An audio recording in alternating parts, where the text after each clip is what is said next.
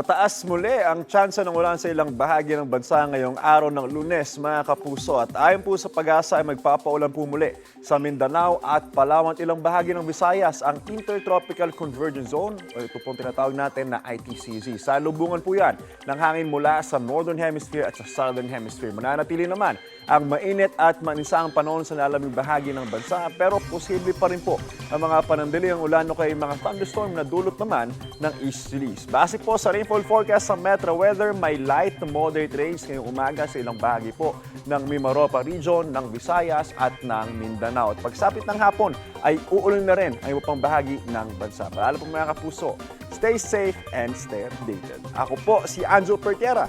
Know the weather before you go. Para mag-safe lagi, mga kapuso. Kapuso, huwag magpapahuli sa latest news and updates. Mag-iuna ka sa balita at mag-subscribe sa YouTube channel ng GMA Integrated News.